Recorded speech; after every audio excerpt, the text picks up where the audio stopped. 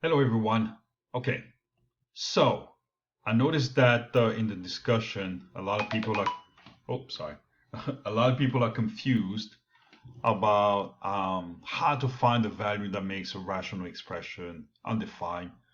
I've seen a lot of the process are um, are faulty, right? So let me go through those two problems here and a little bit of the definition or part of the definition, and hopefully you will understand what's going on. Okay, so from the definition, most of you understand that a rational expression is basically a polynomial over another polynomial, right? So I can put it as r of x, which is a polynomial, over q of x, and also you understand. So this is a rational expression. So r of x is any polynomial, q of x any polynomial. But we also understand that q of x here cannot be equal to 0.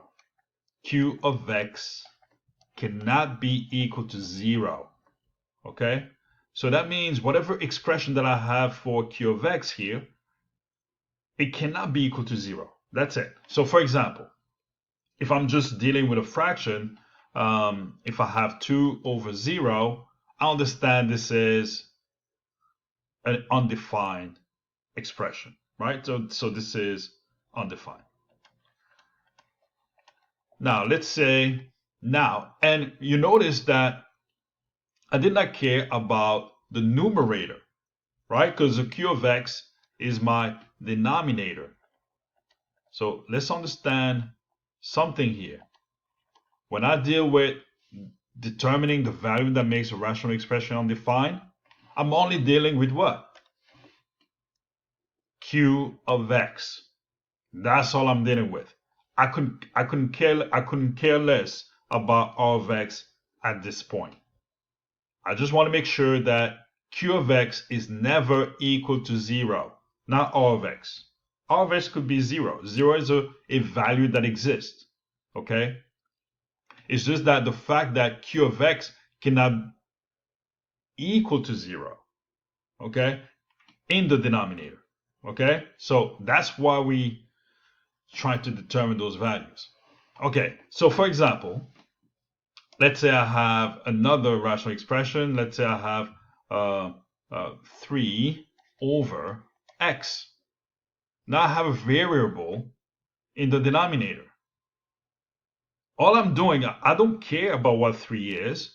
All I know is that I don't want the x to be 0, and I just need to know what that value is going to be. So that's easy. All I have to do is set x to 0, and I know that x cannot be equal to 0 in this case. That's it. That's what's going to make this rational expression undefined. If I plug in 0 here, that's going to make this rational expression undefined. Okay? So anything that you see as q of x, like for example here, x minus 14 and x squared minus 10x plus 21, that's what I'm going to focus on. I just don't want this expression to be equal to 0. And so therefore I need to determine the value that's going to make that expression equal to 0. And I'll know that, it cannot be equal to 0, basically. Okay? So that's my goal. I'm not going to focus on what 7x is or x squared plus 5x plus 4. For this type of problem, for this problem here, I couldn't care less about the numerators. Okay? Now, a lot of you have, substituted 0 for x and so on. Again, disregard the numerators, right? So for this type of disregard the numerators. Okay? All right, so let's complete these two problems. hopefully that now you understand. It's very easy. Those are very easy steps. Again, x minus 14 cannot be equal to 0. So I set x minus 14 to 0 to determine what x cannot be equal to. And we know that x cannot be equal to 14. And that's it. Okay?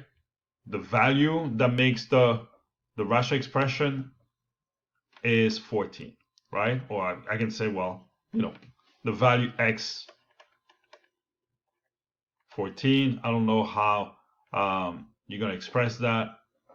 You can express it like this: the value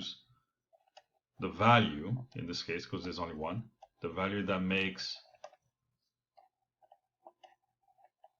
the rational expression undefined is the value 14. Okay?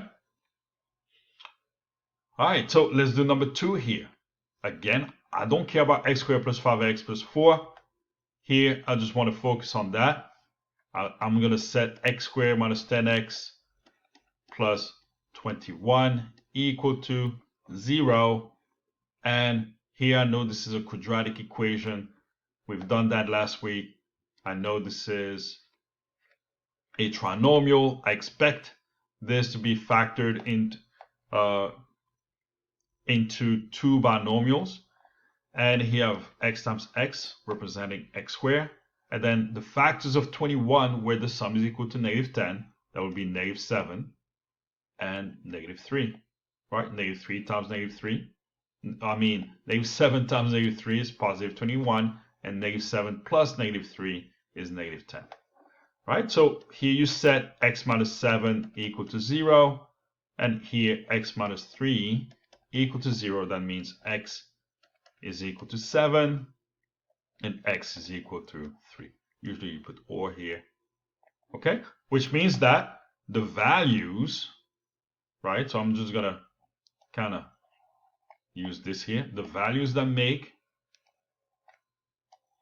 the rational expression undefined for this one here